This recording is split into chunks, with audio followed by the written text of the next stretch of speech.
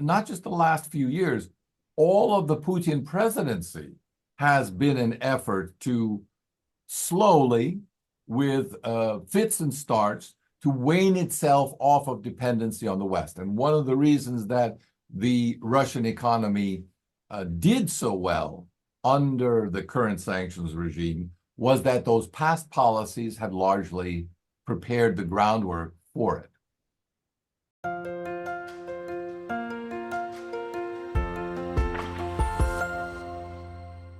Hello, everybody. This is Pascal from Neutrality Studies, and today I'm talking again to Dr. Nicolai Petro, who's a professor of political science at the University of Rhode Island and the author of the magnificent book, The Tragedy of Ukraine: What Classical Greek Tragedy Can Teach Us About Conflict Resolution.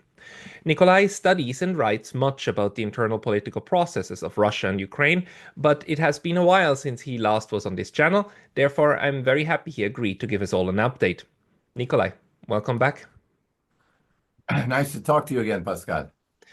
Nicolai, I really wanted to get your insights. Maybe in the second part, we'll talk a bit about what happened recently in Russia and Ukraine, and how these political parties are moving. But we have to start with what happened just less than 48 hours ago, which is these negotiations in Riyadh and the outcome of it that the United States and Ukraine agreed on pushing for a ceasefire.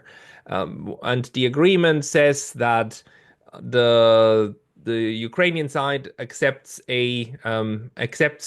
going for a 30-day ceasefire in return for resuming the military aid and the intelligence sharing.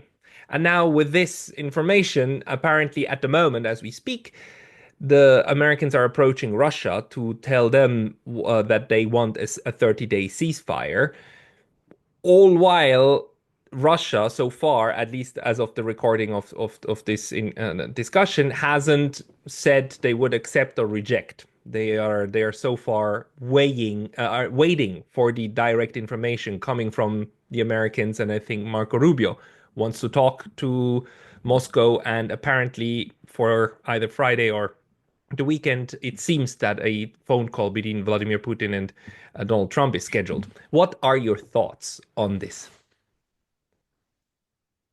Well, I think everyone would agree that the devil is in the details here. And from Russia's perspective, there's no need to rush. Events are going as anticipated militarily. Russia is, by all accounts, likely to retake all the territory that Ukraine invaded in Russia last year, perhaps even as soon as next week. That, of course, deprives President Zelensky of one of his major negotiating points, one that he's reiterated several times. But Russia has always argued that the negotiations for a peace must proceed from the situation on the ground, and that is no doubt exactly the way that they will go forward. I was struck by the sequence with which these negotiations began. In other words, the United States now, the Trump administration, believes that Russia has the upper hand, both in the short and the long term in this conflict. Therefore, their first initiative was to reach out to Russia, to Moscow, to see what the conditions were for a ceasefire that Putin would accept. And then secondarily, to go and see what the Ukrainians would accept, having put them under a certain pressure to reveal to especially Zelensky and his closest supporters exactly how dependent Ukraine was on US intelligence and military and other financial assistance.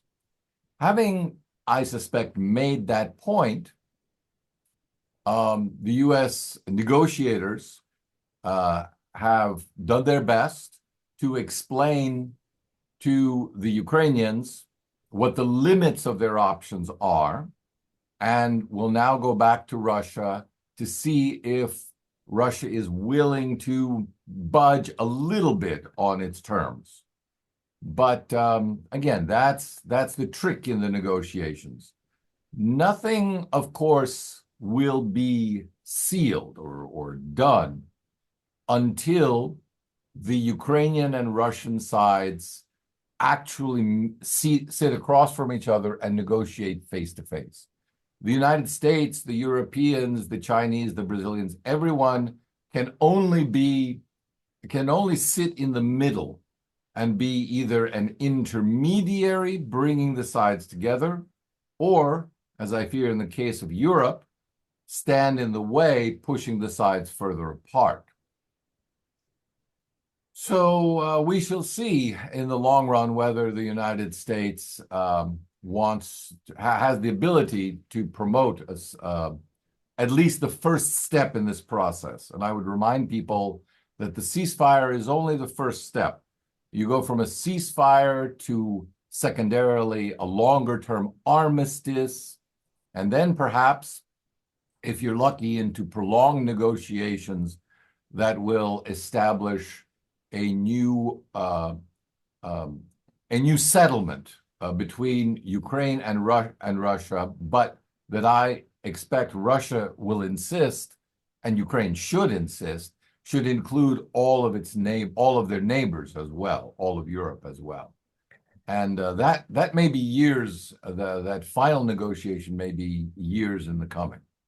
The issue, of course, is that at the moment, Russia is on the advance, right? I mean, Russia is winning the war, as in the battlefield war, in Kursk, I mean, within its own borders, but also in the four oblasts, of which, right, to my knowledge so far, Russia doesn't control any one of the four yet completely, right? The Ukrainians still have strongholds there. But the idea now of proposing a ceasefire is to basically freeze these front lines, right?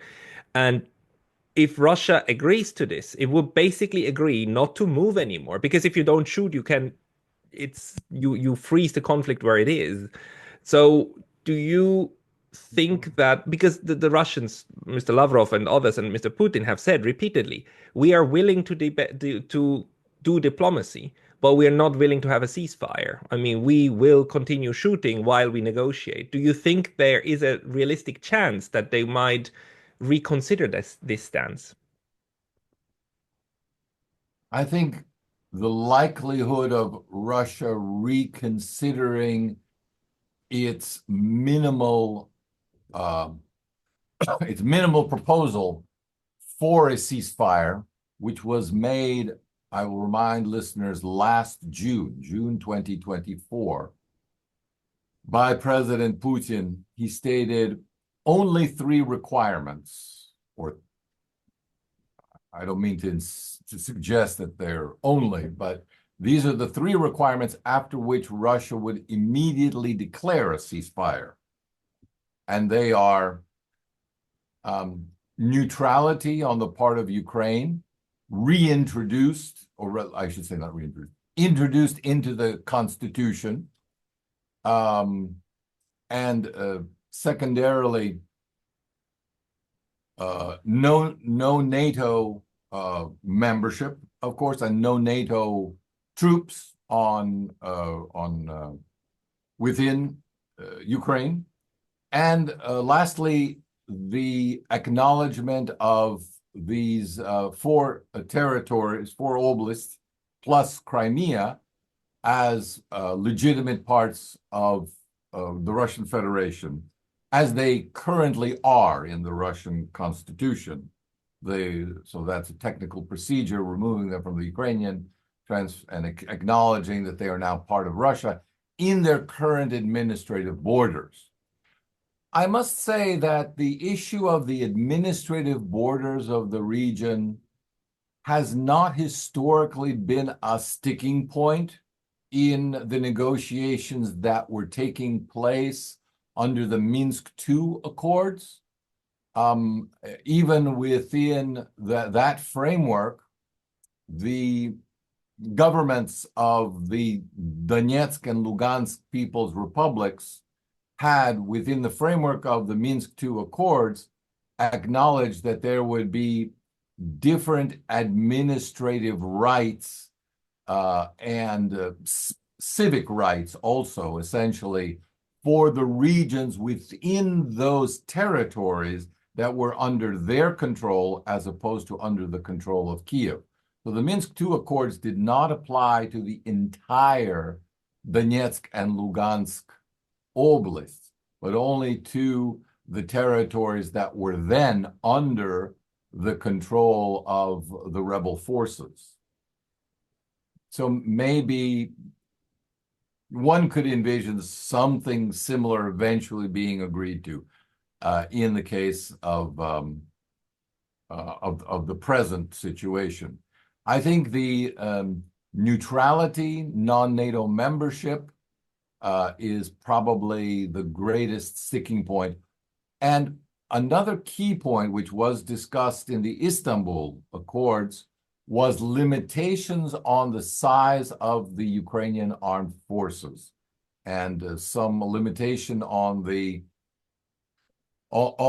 armaments that they could get. I think those probably, if one side were willing to, if Russia were willing to not push its military advantage to the borders, the administrative borders within Ukraine, which it could probably reach eventually, of the four oblasts that it doesn't currently fully occupy, then perhaps Ukraine, for its part, could return to the limitations that it had agreed to and was willing in principle to negotiate with Russia about, that which it had reached in the Istanbul Accords in April of 22.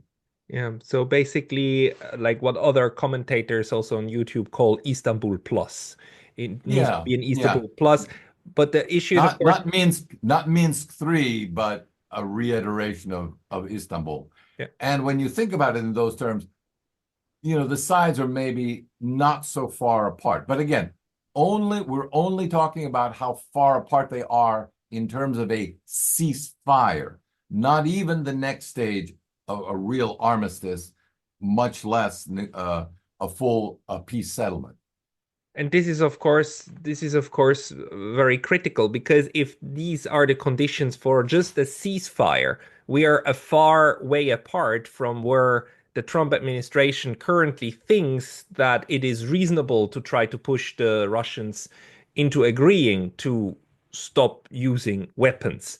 Because to them, it seems, to the US, to the Trump administration, it seems reasonable to say that if the Ukrainians stop firing, then you should stop firing too, all while we actually officially say that we are going to resume arming Ukraine, which at this point to me seems like a very, very bad deal for Russia. But However, yeah, so as you've put it, yes, it would be a bad deal. But let's imagine the deal embellished in the context of Istanbul Plus, which is that these armaments, this rearmament of Ukraine, must not exceed the limits established in so I'll already go to the next stage, in the armistice agreement that would have to be negotiated. If there were limits established on the kind of offensive weaponry that Ukraine could use, then I think Russia would probably be willing to live with that, as long as those limits could be effectively verified and maintained. And it's of course important here that the United States actually controls these limits, because all of the critical information that Ukraine needs. I mean, A, getting Sure. the weapons, B, the Starlink and the intelligence sharing needed in order to use these weapons are actually in the control of the United States. So you could imagine a scenario in which Mr. Rubio negotiates with Russia saying like, look, we are hereby agreeing to only supply so and so much, but not more for the period of the agreement. Therefore, why don't you agree? And we try to get to the next stage. Which probably is a bridging tactic in negotiations because, again, the ceasefire doesn't need to be extended. In other words, if the ceasefire broke down or either side considered that it was being violated, then the armistice negotiations would simply never take place. One thing I'd like to draw our listeners' attention to is that when the press reports that arms deliveries have resumed or that intelligence sharing has resumed, that doesn't tell us what and how much. For example, on intelligence sharing, there are two key components that have been mentioned by a number of Ukrainian bloggers as essential to Ukraine. One is intelligence on incoming missiles and drone attacks on Ukrainian infrastructure. And the second is the information that is being shared by the United States and the Europeans on sites that the Ukrainians would like to attack inside Russia, and that they are providing the guidance for, what the Europeans and the Americans are providing the guidance for. So it's entirely possible, I have no idea whether this is true or not, but on the intelligence sharing, the United States might be, in fact, sharing the defensive part of that, say, sharing the information that would allow the Ukrainians to more effectively shoot down Russian missiles. They might still not be sharing the offensive capability and might use that as a playing card, to use a Trumpian expression, in the negotiations to encourage Russia to persist in the negotiations. The question then for the Russian side is, of course, can they verify that? Can they trust it? Because, I mean, would you agree that judging over the last 20 years of experiences that both Mr. Putin and Mr. Lavrov have with the United States, the Russians would be suspicious toward any negotiations that or agreements that cannot be necessarily verified?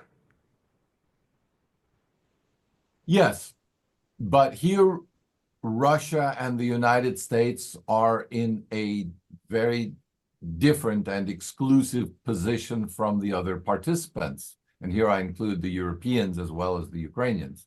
They have their own satellite verification capabilities. They don't depend on someone else's verification capabilities.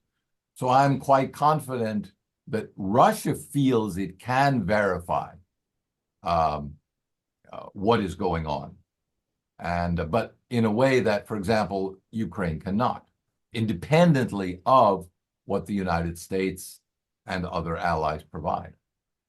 Right. So, in a sense, like if Russia wanted to experiment with the new Trump administration, they could do so knowing that they are able to see what's going on. Um, this leaves to me What the do you question. mean, excuse me, Pascal, what do you mean by experiment? So, saying yes to a ceasefire agreement would, in my view, be a leap of faith from the Russian side because they are if they say no and just continue pushing the way that they did on the military like militarily, they have reasonable grounds to expect that the current push will continue and that there's no reasonable way to believe that within the next 1 or 2 months the alliance is able to stop them in their tracks, right? So, in a sense, Correct. trying a ceasefire would be the experiment, not continuing militarily. Well, that's an interesting point. Yeah. Um, One could do that. I think there would be a strong backlash within Russia. There'd be a lot of criticism about stopping short of the declared goals. Here's one thing I think we have to remember with respect to the Russian negotiating stance. It has always been very clear what Russia is aiming at, certainly in terms of territory. They have, since the Istanbul Accords broke down and they annexed two additional regions, they have stipulated that all the territories of those four oblasts plus Crimea are now part of Russia, and that the fighting will not stop. The territorial conquest will not stop until those borders are reached, but implicitly that there is no further demands territorially upon Ukraine. However, now there is, of course, the precedent that was set in the aftermath of the failure of the Istanbul Accords, which is the warning that Russia has made through the Istanbul Accords. We are making this offer. If you refuse this offer, then our own self-limitation on the territories that we might want to annex is lifted. So this, make a deal while you can, because the next deal is only going to be worse for you. And that has, in fact, been a consistent theme in the in the Russian negotiating process, which, as you very correctly point out, is Clausewitzian. In other words, it does not separate war from negotiations. It sees the war as an extension, the military activities as an extension of the negotiations and intertwined with each other. Which is why the question to Russia really is there a reasonable ground to believe that on the through diplomacy they can gain what they could otherwise also gain on the militarily, right? And if the answer is Right. yes, then the incentive would be like, yes, let's go the diplomatic route. The problem, as always, and I think all negotiators and statesmen understand this, is at what cost. Yes. You can pretty much always accomplish what you want in politics. But the question is, will this be a Pyrrhic victory, a victory that, costs you more than what you obtained? Which is why I think there is one component to this negotiating process that is emerging, really. And one has to remember that there will be future phases of this negotiating process after the ceasefire and during the prolonged armistice negotiations. And those are the role of sanctions. So if the United States actually promises and implements begins to dismantle its sanctions regime on Russia, of course, all other countries will follow suit. There's simply no point to having this leaky system of sanctions that we are currently, with great difficulty, trying to hold together against Russia, and has been in many respects ineffective, with its major proponent withdrawing and saying, no, that's not the relationship we want to have with Russia anymore.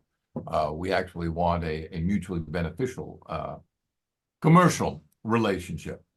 And if that goes, of course, the entire EU sanctions regime, no matter what the politicians say and try to do, will collapse as well. And so on that point, I would say it's very interesting that Trump can deliver. Trump can't deliver on the Ukrainians. He can't assure Russia that the Ukrainians will abide by the ceasefire, just as he can't assure the Ukrainians that Russia will abide by the ceasefire. But one thing he can deliver as an incentive to peace is to end the sanctions regime and really reverse course on the relationship with Russia, which will inevitably, like an enormous gravitational pull Europe into its wake as well. That would be highly interesting if Trump played that Trump card of Well, he actually doesn't just need to talk about it now. I can't see how it would be apt. It's been mentioned already so many times as part of the package, especially by Russia. It's been mentioned explicitly by Russia. So that I'm sure it's one of the major carrots rather than sticks in this negotiating process. But is Russia, in your view, like seriously very interested in a lifting of the sanctions? Because one of the things that the Russian economy proved over the last 3 years is that it not only didn't collapse, but it also expanded by 4%. I mean, at least in the last year. It's like the Russian economy surprised everybody, I think everybody, by just its resilience to Yes. what happened. So do you think that even though the Russian economy can do well under these sanctions, there is still structural incentives for them wanting them to be lifted?